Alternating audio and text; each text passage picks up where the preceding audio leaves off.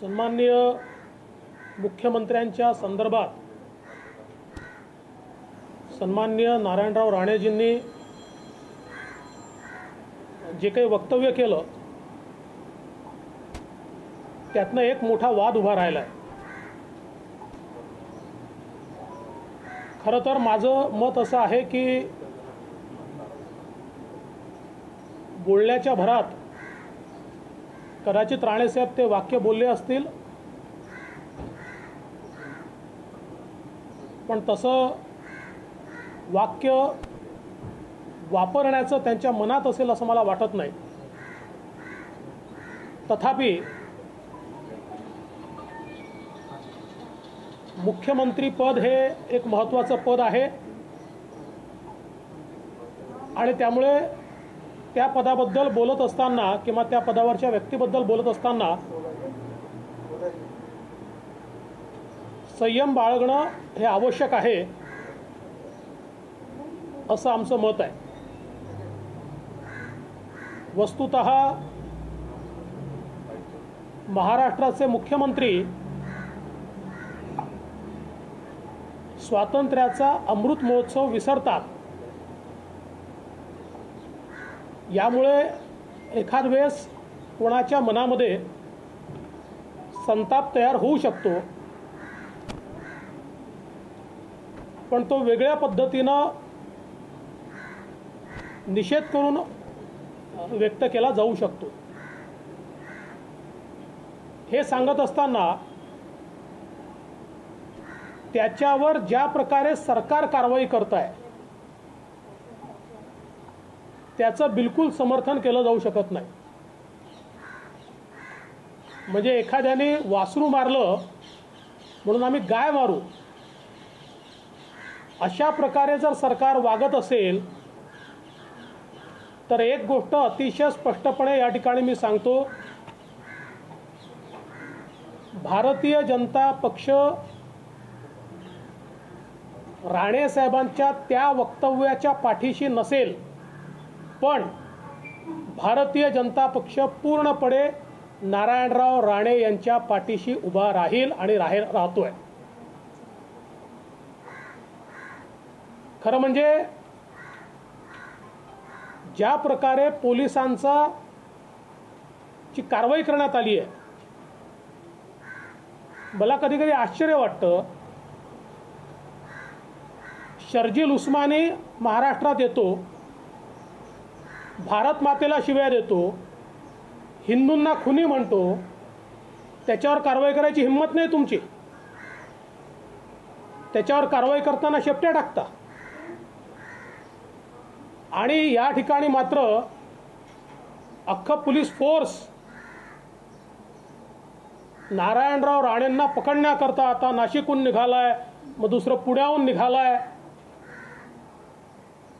खरं म्हणजे कायद्याच्या भाषेमध्ये हा कॉग्निझेबल ऑफेन्सच नाही। हा कायद्याच्या भाषेतला कॉग्निझेबल ऑफेन्स नाही, पण त्याला ऑफेन्समध्ये जबरदस्ती कन्व्हर्ट करायचं। आणि मी तर त्या आयुक्तांचं पत्र वाचलं, मला आश्चर्य वाटतं, ते का स्वतःला छत्रपती समजतात का? की जा त्यांच्या मुसक्या बांधा, त्यांना हजर करा। कोणत्या कायद्याने हा अधिकार दिलाय? मुळामध्ये हा नॉन कॉग्निझेबल ऑफेन्स आहे। तो कॉग्निझेबल जर केला तुम्ही तरी जे सेक्शन लावले आहेत त्या सेक्शनमध्ये तुम्हाला पहिल्यांदा त्यांची जबानी घ्यावी लागेल, त्यांची बाजू ऐकावी लागेल आणि त्यानंतरच तुम्हाला कारवाई करता येईल। मात्र ज्या प्रकारे पोलिसांचा गैरवापर चाललेला आणि महाराष्ट्राच्या पोलिसांबद्दल मला नितांत आदर आहे। मी 5 वर्ष त्यांच्यासोबत काम केलं आहे, त्यांची क्षमता मला माहिती आहे आणि संपूर्ण देशामध्ये निष्पक्ष पोलीस म्हणून महाराष्ट्राचं पोलीस दल ख्यातीप्राप्त आहे। पण आता ज्या प्रकारे या पोलीस दलाचा ऱ्हास मी पाहतोय, सरकारने बस म्हटल्यानंतर काही लोक लोटांगण घालतायत।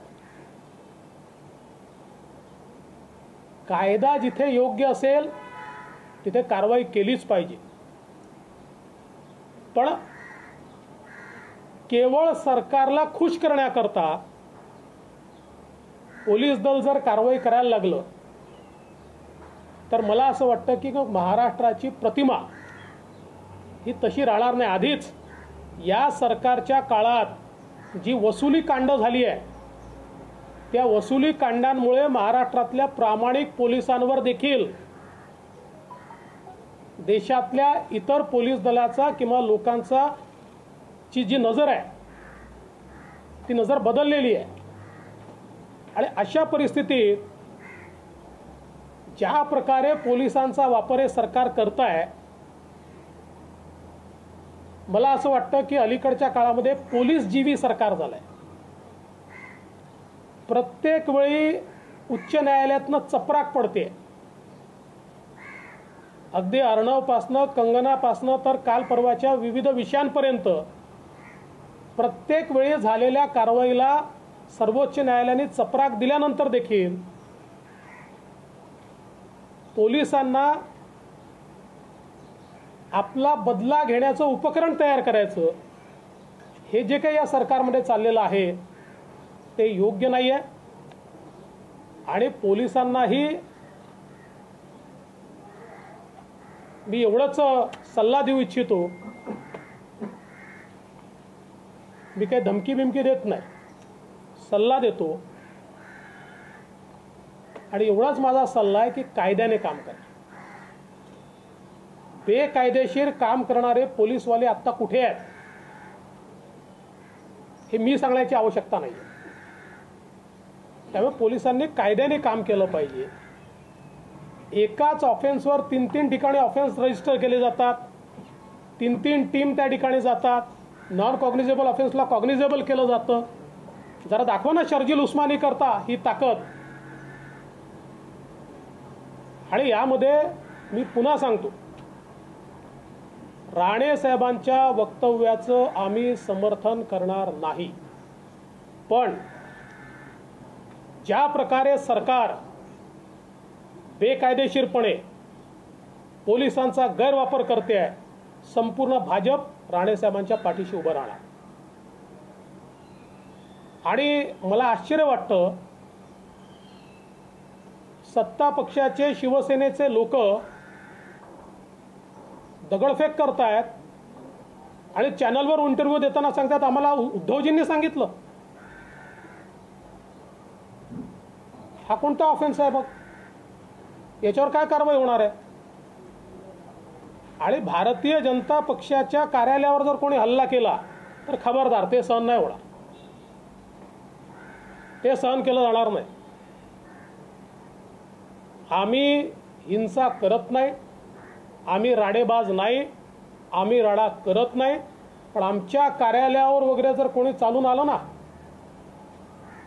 पोलिसांची मदत असेल तुम्हाला, पण आम्ही काही त्यांनी दबणारे लोक नाही आहोत, आम्ही रस्त्यावर येऊन लढणारे लोक आहोत. उद्या जर आमच्या कार्यालयांवर हल्ले झाले आणि मी त्या पोलीस आयुक्तांना सांगून देतो आमच्या कार्यालयावर ज्यांनी हल्ला केला त्यांच्यावर कारवाई केली नाही, तर आम्ही दोन्ही विरोधी पक्षनेते त्या पोलीस आयुक्ताच्या कार्यालयासमोर जाऊन त्या ठिकाणी आंदोलन करू. कायद्याचं राज्य असलं पाहिजे, तालिबान नाही आहे, कायद्याचं राज्य असलं पाहिजे. त्यामुळे एकूणच ज्या प्रकारे पोलिसांचा गैरवापर चालला आहे योग्य नाही आहे. आणि अवैधपणे राणे साहेबांना पोलिसांनी अटक केली तरी जन आशीर्वाद यात्रा थांबणार नाही. आमचे विरोधी पक्षनेते प्रवीण दरेकर, रवींद्र चव्हाण आणि आशिष शेलार यांच्या नेतृत्वात ती यात्रा आम्ही पूर्ण करू. आमची यात्रा रोखण्याकरता तुम्ही 40 FIR केल्या, म्हणजे त्यांच्या नेत्यांनी वेगवेगळ्या ठिकाणी जाऊन युवा सेनेचे कार्यक्रम करायचे, तिथे किती गर्दी झाली तरी त्याच्यावर FIR नाही आहे. पण आमच्या यात्रांवर FIR आहे, पण काय हरकत नाही. पण आमची यात्रा तुम्ही रोखू शकणार नाही. पोलिसांच्या भरोशावर भारतीय जनता पक्षाला रोखण्याचा प्रयत्न 50 वर्ष झाला, पण भाजप थांबलेलं नाही, थांबू शकत नाही. त्यामुळे ती यात्रा आम्ही कंटिन्यू करू. माझा सरकारला अतिशय स्पष्टपणे सल्ला आहे, अशा प्रकारच्या ज्या काही गोष्टी आहेत या लोकशाहीमध्ये योग्य नाही आहेत. आता माझा पुढचा सवाल आहे, तुम्ही केंद्रीय नेत्यांना निर्लज्ज म्हणता, त्याच्यावर ऑफेन्स का नाही दाखल होत? तुम्ही लाथा घाला म्हणता, त्याच्यावर ऑफेन्स का नाही दाखल होत? कोणी चौकीदार चोर आहे म्हणता, त्याच्यावर ऑफेन्स का नाही दाखल होत? ही जी काही दुटप्पी भूमिका आहे ना, ही योग्य नाही आहे. भूमिका एक राहिली पाहिजे. आमचं तर आम्ही बोलतच नाही. आमच्या विरुद्ध, आमच्या परिवाराच्या विरुद्ध, आमच्या कुटुंबाच्या विरुद्ध, आमच्या पत्नीच्या विरुद्ध तुम्ही काय काय केलं ते आमचा वैयक्तिक मामला आहे, आम्ही त्याला सक्षम आहोत. त्यामुळे तो माझा प्रश्नच नाही आहे. पण केवळ एवढंच सांगतो की दुटप्पी भूमिका असू नये, भूमिका एक असली पाहिजे. पुन्हा एकदा या ठिकाणी जी काही कारवाई चाललेली आहे ती कारवाई अयोग्य आहे असं स्पष्टपणे या ठिकाणी मी सांगतो.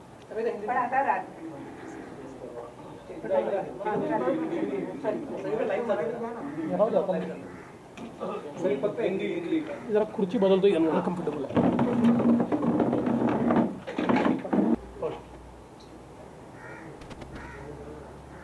केंद्रीय मंत्री श्री नारायण रावजी राणे, इन्होंने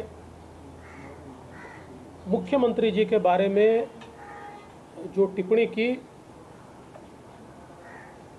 हम उसका समर्थन नहीं करते.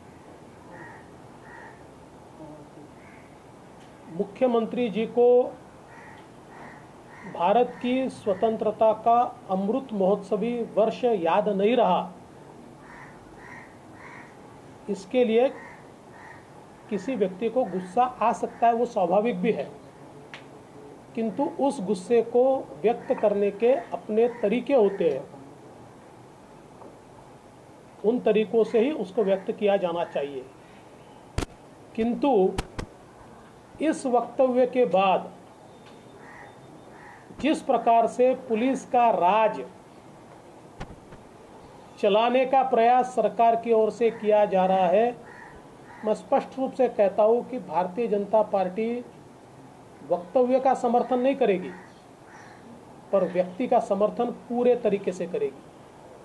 भारतीय जनता पार्टी नारायण रावजी राणे इनके पीछे पूरी ताकत से खड़ी रहेगी.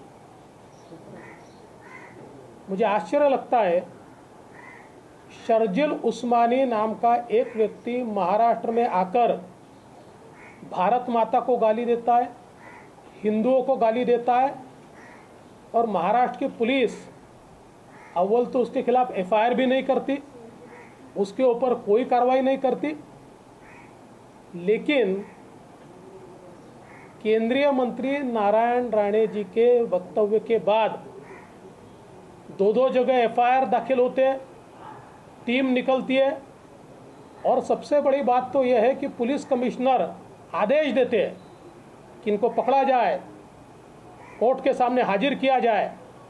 पुलिस कमिश्नर साहब को कानून पता है देश का, ये नॉन कॉग्निजेबल ऑफेंस है, और जिसको कॉग्निजेबल बनाने का आपने प्रयास किया है उसमें भी आपको पहले नोटिस देनी पड़ेगी, क्योंकि आपने IT एक्ट में दिया है. कुल मिलाकर जिस प्रकार से पुलिस का बल इस्तेमाल करते हुए राणे जी की यात्रा को रोकने का प्रयास किया जा रहा है, अव्वल तो कानूनन पुलिस उन्हें अरेस्ट नहीं कर सकती, पर महाराष्ट्र में आजकल कानून का राज नहीं दिखता.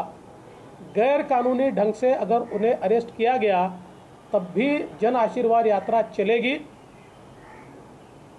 हमारे विपक्ष नेता प्रवीण दरेकर, रविंद्र चौहान और आशीष शेलार उस यात्रा को लेकर आगे बढ़ेंगे।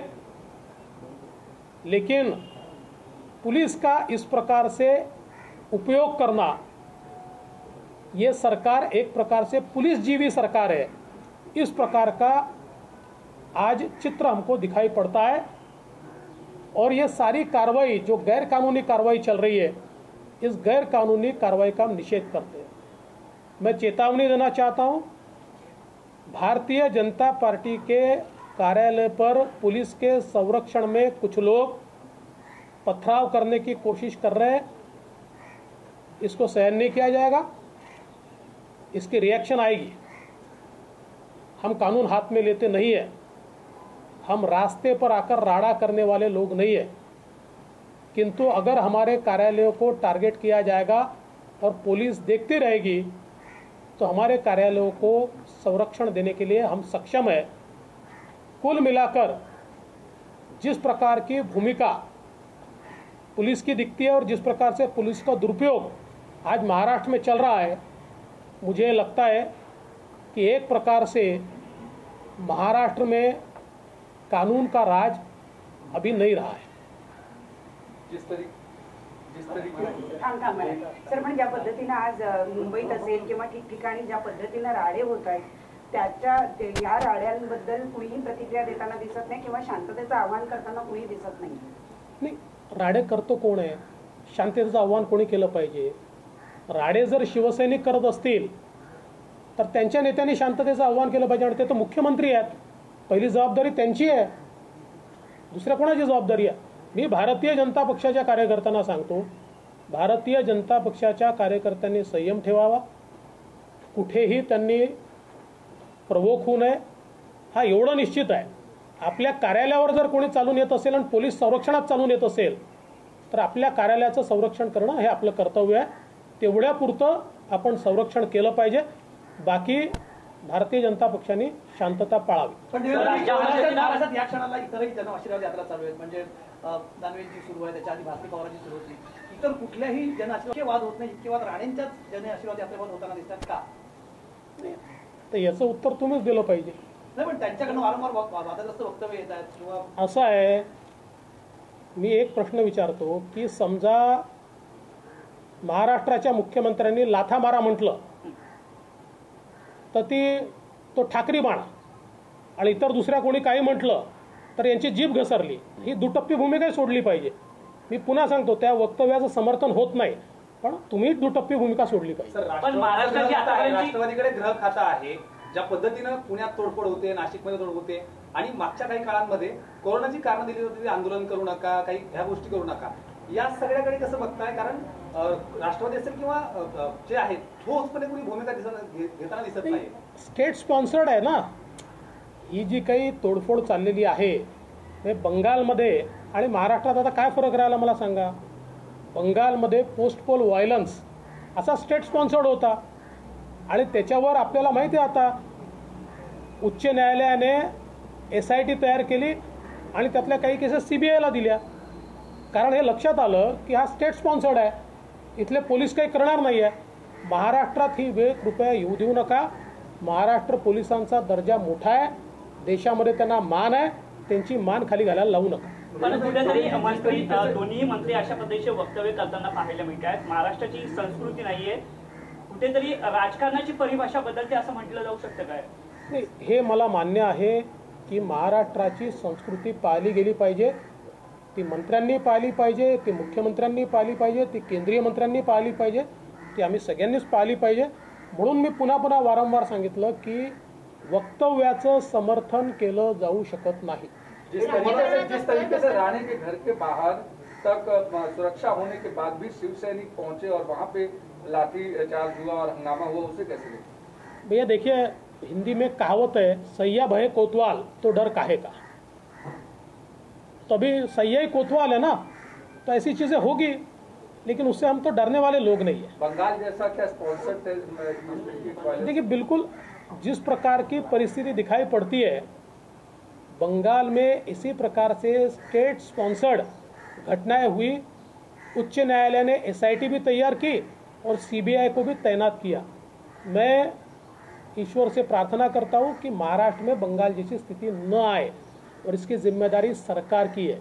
फडणवीसही आरोप करतायत की आमच्यावर लाठीचार्ज केला गेला, आमच्यावर दगडफेक केली गेली। राणेंच्या घराच्या जवळ पोलिसांनी आमच्यावर लाठीचार्ज केला आणि आमच्यावर दगडफेक करण्यात आली, असं वरुण सरदेसाई म्हणतात।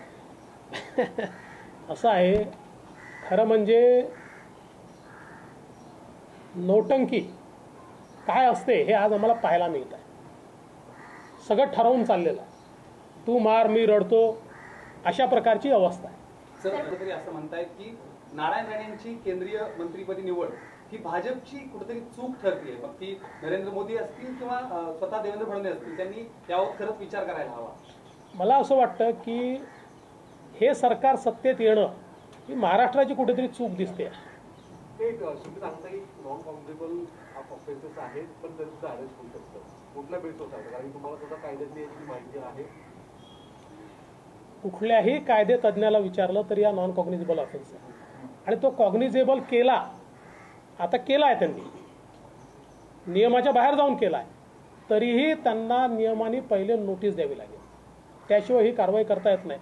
पण ते निघाले आहेत ना, टीव्हीवर देऊन राहिले ना, अरे असेल हिम्मत तर जा ना शर्जील उस्मानीला पकडायला, हिम्मत नहीं तुमची। साइबर क्राइम पुलिस स्टेशन के जरिए गुनाह रजिस्टर किया गया, उसका बेस किस तरीके से आप देखते हैं? देखिए, ये सरकार बार बार हाई कोर्ट में मुंह के बल गिर रही है, इस मामले में भी ये सरकार मुंह के बल गिरेगी। सर, राणे यांचे केंद्रीय मंत्री वक्तव्य नरेंद्र मोदी यांचं वक्तव्य समजावं, कारण त्यांनी मंत्री केल्याचं जयंत पाटील म्हणतात। मला असं वाटतं की जयंत पाटलांना मी आतापर्यंत विद्वान समजत होतो, पण आता त्याची तपासणी करण्याची वेळ जयंतराव येऊ देऊ नका। नारायण राणेंच्या वक्तव्यामुळे मुंबई महापालिकेच्या निवडणुका आहेत, मराठी माणूस याकडे कशा पद्धतीने पाहिल आणि त्यातही भाजपला याचा फटका बसेल? नारायण राणे अमराठी आहेत का? केंद्रीय मंत्री आहेत, हा सगळा गोंधळ इथं सुरू आहे आणि मोदींच्या कॅबिनेट मधल्या एका मंत्र्यावर अशा पद्धतीने हे, तुम्ही याबद्दल काही केंद्राला पाठपुरावा केला आहे का? त्यांच्याकडून काही विचारणा झाली आहे का? कारण हे प्रकरण अटक झाली का? काही विचारणा झालेली नाही, मी देखील कळवलेलं नाही, आम्ही इतके कच्चे लोक नाही। असं आहे, जे योग्य असेल त्याला योग्य म्हणू, अयोग्य असेल त्याच्यावर संघर्ष करू।